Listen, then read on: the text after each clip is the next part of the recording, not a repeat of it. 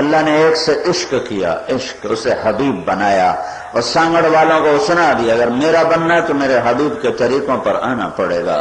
سندھی نہ نظر آؤ، پنجابی نہ نظر آؤ، بلوچی نہ نظر آؤ، پٹھان نہ نظر آؤ، محمدی نظر آؤ، محمدی نظر آؤ، محمدی نظر آؤ۔ تبلیغ اس کو سیکھنے کی محنت ہے، تبلیغ اس کو دنیا میں عام کرنے، زندہ کرنے کی محنت ہے کہ دین قربانیوں سے آتا ہے، اللہ کو پایا جاتا ہے قربانیوں کے ساتھ، اللہ کو پایا جاتا ہے جہد محنت کے ساتھ۔ جنت کے عالی مقام طے ہوتے ہیں محمد مصطفیٰ صلی اللہ علیہ وسلم کے اتباع اور ان کی غلامی پر۔ یہ تبلیغ کا پیغام وہی پیغام ہے، یہ کوئی جماعت فرقہ تحریک نہیں ہے۔ میرے بھائی آپ کیسے عجب یہاں آپ کے اطراف کا ماحول ہے کہ جو اللہ اس کے رسول کی تعریف کر رہے ہیں، جیب سے خرچ کر کے تمہارے دروازوں پر جاتے ہیں، گوٹھوں میں جاتے ہیں، ان کو تم کہتے ہو یہ وہابی ہیں، یہ گستاخ رسول ہیں۔ میرے بھائیو یہ کتنے بڑے ظلم کی بات ہے، یہ کتنے بڑے ظلم کی بات ہے۔ تبلیغ تو سراسر آل محبت رسول کا پیغام ہے، تبلیغ تو سراسر اللہ کے رسول کی پاکیزہ زندگی کو سیکھنے کا پیغام ہے اور اس کے لیے مارے مارے پھرنے کی محنت ہے۔ پوری دنیا میں لوگ اپنی جیب سے خرچ کر کے جا رہے ہیں اور ان کی ساری شکل صورت محمد مصطفیٰ صلی اللہ علیہ وسلم کے سانچے میں ڈھلی ہے، ان کا بول اللہ اس کے رسول والا ہے۔ بھائیو اگر یہ گستاخ رسول ہیں تو پھر عاشق رسول کون ہوگا؟ کچھ تو سوچنا چاہیے، کچھ تو یہیں آپ کے قریب ہی ایک جماعت کے ہاتھ پاؤں توڑ دیے اور مار مار مار کے ان کو تباہ کر دیا اور وہ دیوانے کہہ رہے تھے کہ ہم عاشق رسول ہیں۔ میرا نبی تو کافروں کے پتھر کھا کے ان کو دعا دیتا رہا۔ احد کی لڑائی ہے اور شکست ہو چکی ہے اور چاروں طرف افراتفری ہے، اور ابو بکر اور عمر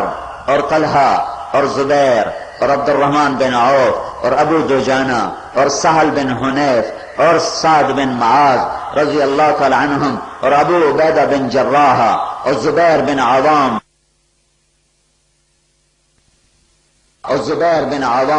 یہ چند لوگ ہیں جنہوں نے اللہ کے نبی کو ایسے گھیرے میں لیا ہوا ہے، اور سعد بن ابی وقاص۔ یہ میں نے چند نام گنائے ہیں، کچھ اور بھی تھے، یہ ابھی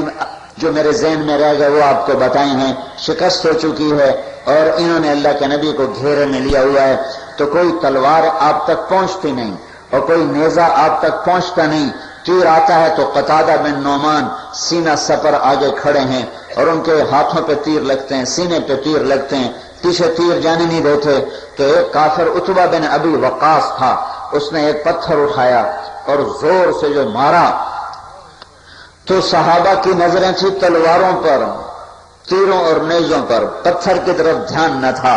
تو ان کے سنبھلنے سے پہلے پتھر ان کو پار کر گیا اور سیدھا جا کر اللہ کے نبی کے منہ پہ یہاں لگا، اور آپ جیسے تھے ویسے ایسے گرے، ایسے پیچھے،